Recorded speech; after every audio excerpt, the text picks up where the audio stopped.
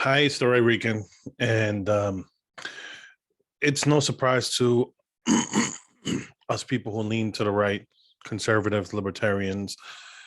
If we don't agree with the Democrat and the progressive agenda, we're labeled traitors, race traitors, or what, coons, um, coconuts. There's so many derogatory terms they use for us.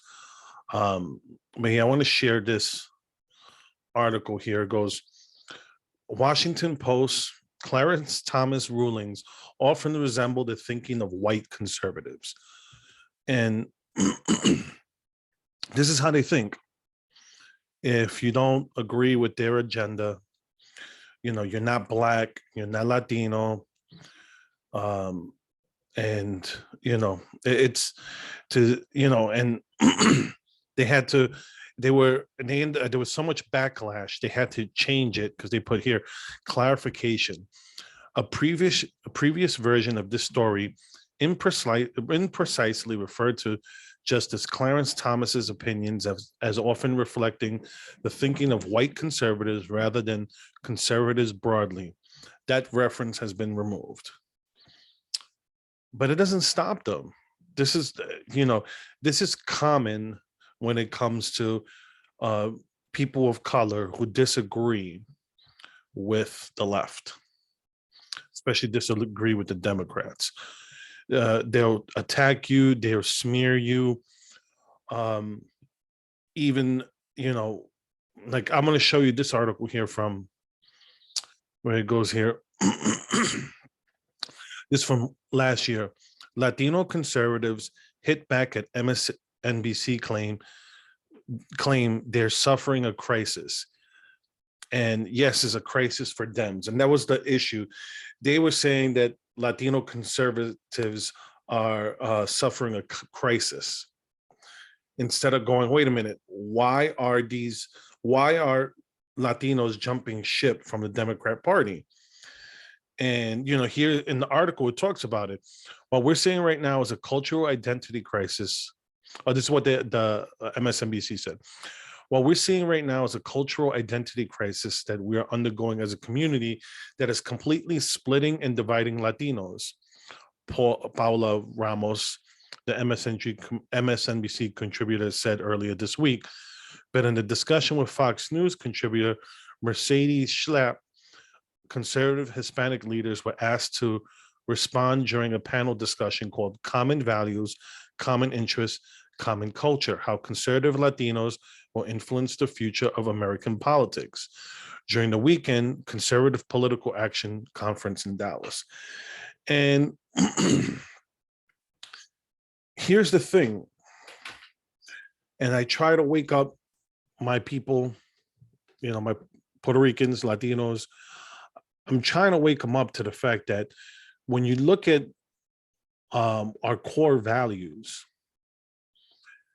they don't align anymore with the Democrat Party. With the creep of socialism, we don't like handouts. We like to work for our own. That's one. We agree with the family. We agree, we're strong family people, strong workers. This whole thing of illegal immigration, they think it's a winning issue with all Latinos, and it's not. It's not even a winning issue with all immigrants. I know my son's old nurse, she was from Cameroon, and she did, this whole thing of legalizing illegals. She said it took her 14 years to get citizenship. So no, she was not okay with someone just crossing the border and being able to become a citizen. It should not be something that comes easy. You have to earn it. When you're not born here, you have to earn it. And even then, as someone who's born here, you have to, not only do you have to earn it, you still have to earn it in the sense that you have to fight for the values of this country. But that's where we're disagreeing with the Dems and the left. it's, it's a cultural civil war that we're going through. And the question, that they talked about the cultural war among Latinos, but this is something that's not just a Latino, a Black issue. It's a whole country issue. And the question is, are we going to align with the Democrat socialism aspect of the way they want this country run? Or we're going to stick to our Constitution, because our Constitution does not align with socialism. And so, I mean, we disagree. There's so many things that we disagree with when it comes to the Democrat Party, but we're used to saying, "Oh, I'm Latino, so I'm supposed to vote Democrat." And then you live in areas where you're surrounded by other Latinos who just vote Democrat. They don't think about it most of the time. You know, I talk about this from experience with my own family. They hated Trump, and they could not explain why they hated Trump. They'll say, "Oh, I hated Trump for this," and it's like, that's not true. And they're like, "No, it is. I heard it here." And it's like, yeah, they had to take that back. They made a correction, but I didn't see it on the news. Yeah, because whenever they exaggerated stuff about Trump and they had to take it back, it was never, it was never as bold as it was. And they continued some of the lies, like the whole thing of the Charlottesville and the very fine people hoax. People still believe that, even though, they cut it off at the point where before he said, "But I condemn the neo-Nazis and the white supremacists." But this is what goes on. Them saying that Clarence Thomas, a Black man, thinks like a white conservative, because they want you to be in your group, and you have to have groupthink. If you're Black, you have to vote Democrat. You're Latino, you have to vote Democrat. If otherwise, you're giving into white supremacy. And that's the problem. It's like everything to them is race, race, race, and their solution to it is fighting white supremacy, fighting the patriarchy. It's just burning. They just want to burn it down. That's it. That's their solution, is just change everything. Not, what's worked for us, what hasn't. It's change everything, burn it to the ground, and from the ashes rebuild. That's what they're going for. And that's what these type of articles, that's what they do. They they are meant to divide us. And they need the division. The division is needed because without it, they don't have their plurality to win. The